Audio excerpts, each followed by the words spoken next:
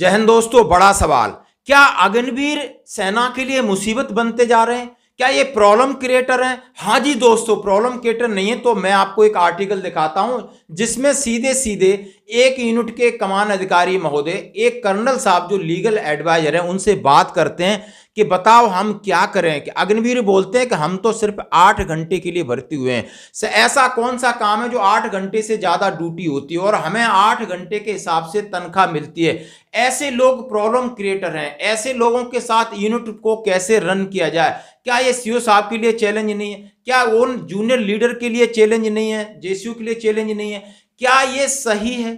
क्या आप समझ सकते हो कि ये आधे अधूरी ट्रेनिंग, ना इन्होंने बेसिक ट्रेनिंग कंप्लीट किया है, ना इन्होंने बेसिक मिलिट्री ट्रेनिंग किया है, ना इन्होंने एडवांस ट्रेनिंग किया है, ना इन्हें फौज के डिसिप्लिन का पता है, ना इनको कोई रगड़ा लगा है, ना इन्हें सॉफ्ट जगह पर रखा जा सकता है, तो क्या ये नुकसान नहीं करेंगे?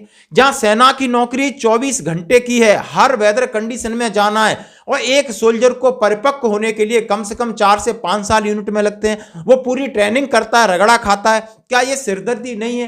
क्या आप मानते हो? अपने दिल से पूछो, क्या ये होना चाहिए था? अग्नि पथ पर ब्रेक लगना अब जरूरी है? क्या जबरदस्ती ये सरकार अग्निवीरों को, अग्निपथ योजना को धकेल कर ठीक ठाक करना चाहती है? क्या जबरदस्ती से ये सब कुछ सही हो जाएगा? आखिर बोलेगा तो बोलेगा कौन? कौन मुंह खोलेगा? अब मुंह खोलना शुरू हो गया है। राजनीति भी बोल सकते हो या इसको आप और तरीका भी बोल सकते हो, लेकिन हमारे आपके लिए ये चैलेंज है कि ये हमारे लिए देश सबसे पहले है और देश को मजबूत करने के लिए सेना सबसे पहले है। तो ये सवाल बनता है और ये सवाल उठना चाहिए। ये सवाल लाजमी है और इस सवाल का जवाब आपके पास है। यदि आप लेफ्ट नायक से रिटायर्ड हैं, नायक से रिटायर्ड हैं, हवलदार से रिटायर्ड हैं, नायब सूबेदार से रिटायर्ड हैं, सूबेदार से रिटायर्ड हैं, सूबेदार मेजर से रिटायर्ड हैं, और इसका जवाब बेहतर से बेहतर आप दे सकते हो। कोई कैप्टन या कोई मेजर, एक कोई कर्नल, कोई ब्रिगेडियर, कोई मेजर जनरल, लेफ्टिनेंट जनरल नहीं दे सकता। क्यों? कि उन्होंने ऑर्डर देके भाग जाना है, ऑर्डर देके साइड में हो जाना है। फिर आप उनके साथ प्रॉब्लम ले जाओगे तो वो तो बोल देंगे साहब आपकी कमांड कंट्रोल ठीक नहीं, तू नंबर 1 ठीक नहीं, तू जेसीयू ठीक नहीं है, तू जवानों को मोटिवेट नहीं कर सकता। उनका काम है आपके ऊपर प्रहार कर देना। लेकिन आपके दिल पे क्या गुजर रही होगी? आप अपना भी काम करोगे, सुपरविजन भी करोगे, उनको भी काम करोगे, उनको देखभाल भी करोगे, कहीं इसको छींक ना आ जाए, कभी जुकाम ना हो जाए, कभी बीमार ना हो जाए, कभी उल्टा अपने आप को और न लटका ले पटका ले। क्या मुसीबत नहीं है? इसी मुसीबत यदि सत्य है तो हम और आपसे, यानी जो अंदर है वो बोल नहीं सकते, लेकिन हम 28 से 30 लाख इस बात को बेहतर तरीके से जानते हैं। भले इसका विजन पैसा बचाना हो, भले इसका विजन ऐसा हो कि वो 4 साल करने के बाद देश को सुधारेंगे, लेकिन अभी बहुत दूर है ये विजन। उसके लिए अभी वो माहौल तैयार करना होगा। उसके लिए मैं आपको बताता हूं क्या क्या है। और ये चिट्ठी भी सुनना आपने लिखा हुआ है और इसके ऊपर आपने ये वीडियो भी देखना है, इसके ऊपर क्या चल रहा है। हाँ जी दोस्तों, सबसे पहले चिट्ठी है, शान हो तुम वतन की, सजदा तुम्हें हमारा, खून देकर तुमने तिरंगे की बुलंदियों को सहारा। उसका कसूर नहीं है जिसको 6 महीना ट्रेनिंग की है, वो तो अपना दे सकता है, लेकिन वो एफिशिएंट नहीं है।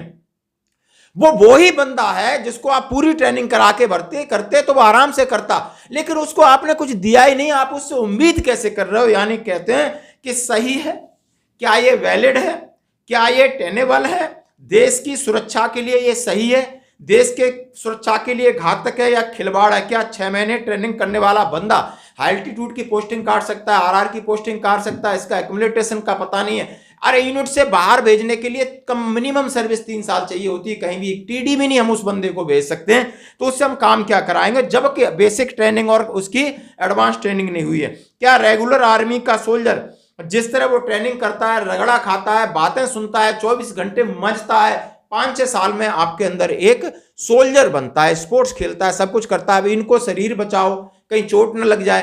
क्या ये सही है? किस हालत में सही है? आप मान सकते हो।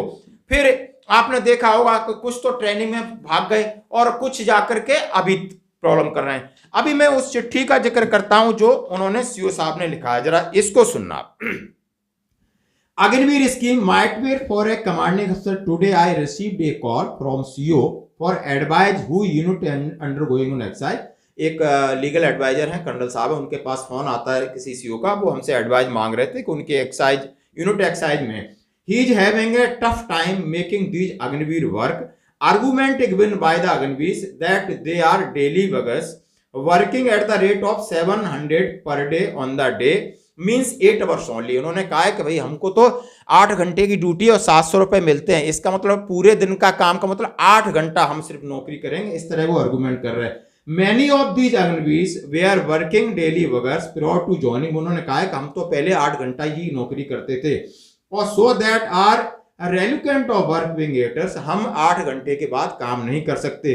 Now what action does the CEO take against these Agniveer, यानी अब हमें क्या करना चाहिए था। एक लीगल एडवाइजर से कमांडिंग अफसर पूछ रहा है कि वो इस तरह हमें डिनाई कर रहे हैं, ऑर्डर डिसोबे कर रहे हैं, तो हम क्या करें। I advise him as per my understanding but I wish to know from the environment as to what should the commanding officer do to run unit under these circumstances and situation।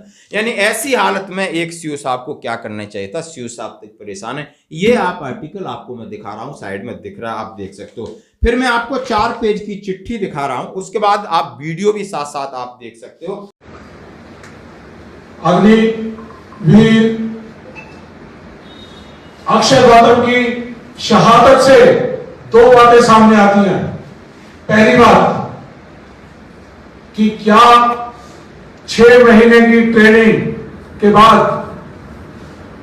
हमारे सैनिक वो सही सैनिक और पूरा सैनिक बन पाया? नहीं बन पाया। क्यों? क्योंकि हमारे नियमित सेना में 1.5 साल की ट्रेनिंग होती है और ऑन वेदर सैनिक बनने के लिए 6 साल लग जाते हैं कि उसको जंगल में, पहाड़ पे, हाई ऑल्टीट्यूड में, डेजर्ट में सब जगह डिप्लॉय किया जा सके। बहुत सारे कोर्सेज करने पड़ते हैं, कैडेट्स करने पड़ते हैं, फिजिकली, मेंटली और क्लाइमेटिकली डील करने के लिए ताकत हासिल करनी पड़ती है। क्या वो 6 महीने की ट्रेनिंग के अंदर मिल जाएगा, बन जाएगा? नहीं हो सकता। तो ये सवाल उठाता है इस अग्निपथ स्कीम की वायबिलिटी के ऊपर कि क्या हमारा सैनिक 6 महीने में ट्रेन होने के बाद क्या वो सियाचिन की पहाड़ियों पे, ग्लेशियर के ऊपर काम कर सकता है या उसको डिप्लॉय करना चाहिए? ये सवाल है। हम लोकल कमांडर्स का, आर्मी के जो लोकल कमांडर्स हैं उनके फैसलों पे सवाल नहीं उठाना चाहते, लेकिन आपको इसके जरिए यह भी बताना चाहते हैं कि सेना ने भी माना है कि ये अग्निवीर पूरी तरह से वेल ट्रेन नहीं है, नॉर्मल सैनिक से 1/3 ट्रेन है। तो इसलिए उन्होंने एम्प्लॉयबिलिटी रिस्ट्रिक्शंस कि ये किसी भी सेंसिटिव जगह पे, किसी भी जगह पे अकेला डिप्लॉय नहीं हो सकता, हार्श कंडीशंस के अंदर डिप्लॉय नहीं हो सकता। ये सेना की पॉलिसी है। तो इसका मतलब सेना और जिसमें सीधा सीधा लिखा हुआ है, मैंने कहा है कि ये अनिल जो गाप्ते हैं, जो आरटी का एक ऑपरेटर है, उसके यहाँ पर पहुंचते हैं कर्नल रोहित चौधरी साहब, और उसके घर में पहुंचते हैं और उसके जाकर प्रेस कॉन्फ्रेंस लेते हैं, मीडिया से रूबरू होते हैं, और उन्होंने तमाम बातें अग्निवीर के ऊपर उठाई हैं। उन्होंने कहा है, और इन्होंने सही जितना मैंने आपको बता दिया है कि उनको जो पैसा मिलता है वो अलग बात है, और पैसा दे दोगे वो भी एक अलग बात है, और उनके बारे में आप प्रचार प्रसार कराओगे वो अलग बात है। सेना के कुछ अधिकारी मोटिवेट होके कुछ बोल सकते हैं कि ये आगे ऐसा है, बाकी ऐसा है, लेकिन वो सब बात है। लेकिन इससे अच्छे, इससे बेटर तरीके से भूतपूर्व सैनिक जानते हैं। यदि हम देश के लिए चिंतित हैं तो हमें इस चुनाव में यदि किसी ने कहा है कि नहीं अग्निवीर होनी चाहिए, नहीं होनी चाहिए, इस डिबेट को आगे बढ़ाना है, क्योंकि ये देश की सुरक्षा के साथ खिलवाड़ है। और साथ में भी उन लोगों का भी ध्यान रखना है जो आज सर्विस में नौकरी कर रहे हैं, उनके लिए कितनी मुसीबत खड़ी कर रहे हैं। धन्यवाद।